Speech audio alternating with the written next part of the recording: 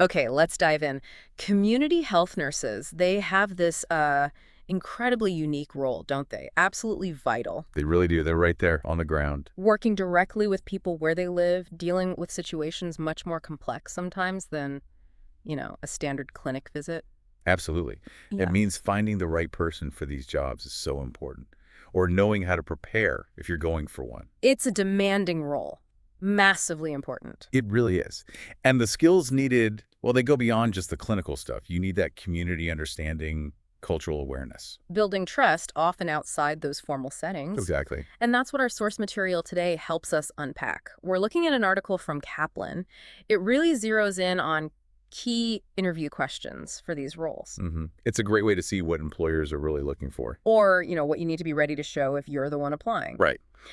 So our mission today, let's crack this source open, pull out the crucial insights. It's not just about, listing questions. No, it's the why behind them. What are they actually probing for? Exactly.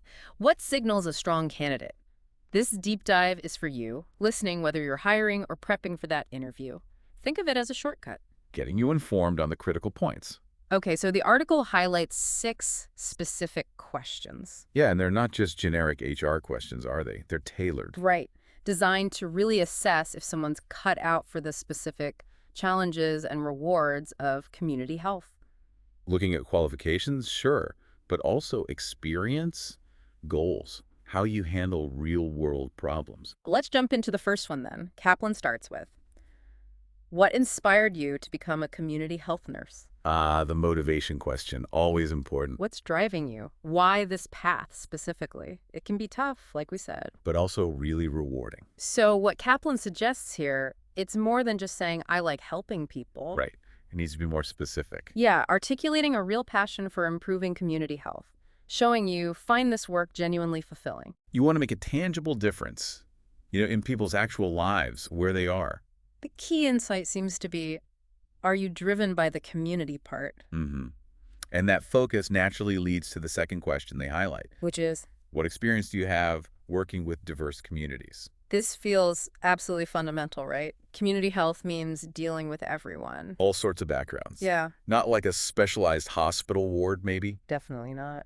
So the article stresses experience with cultural, ethnic, socioeconomic diversity. And it's not just being around diverse people. No, it's knowing their unique health needs, the challenges they might face, that familiarity. And I think a key thing the source mentions is being skilled at building trust, rapport. Yes. Yeah. Can you actually connect with individuals, with families from all these different backgrounds? That seems paramount when you're working outside the usual structures. Totally. So the takeaway is showing real cultural competence, genuine relationship building, not just like ticking a diversity box.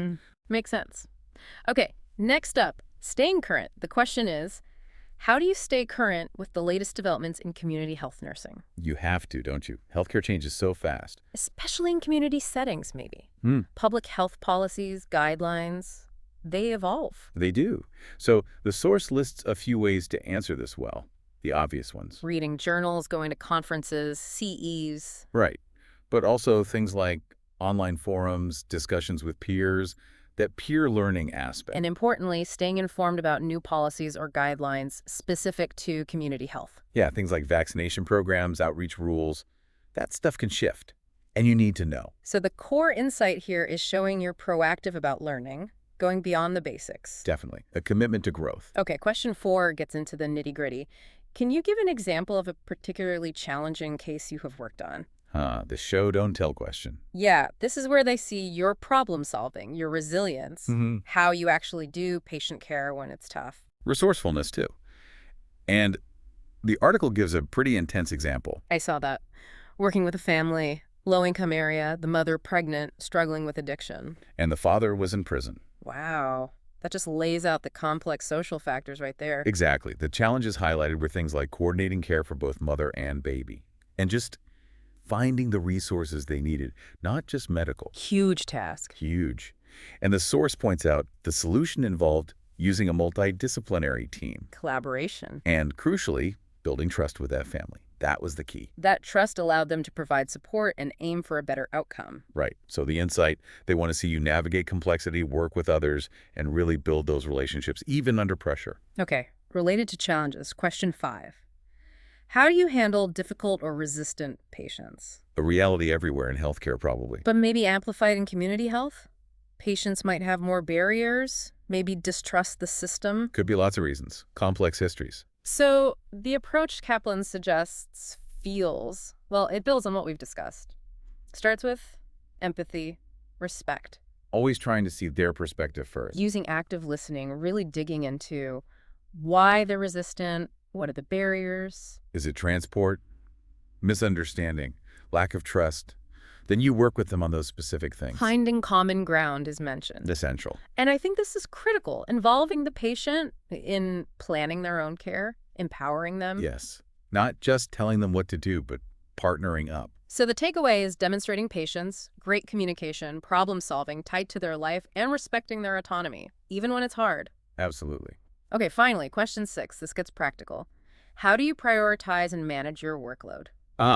The organizational piece. Yeah. Which must be huge in this role. Totally. Different environments, unexpected issues popping up, lots of autonomy. You're juggling a lot. Caseloads, appointments, paperwork, travel. Yeah. So the source suggests talking about concrete strategies. Makes sense. Like how you prioritize urgency, importance, breaking big tasks down. Setting clear, realistic goals and deadlines for yourself. Standard time management stuff, but applied here. Right. But I like that the article also mentioned taking breaks, practicing self-care.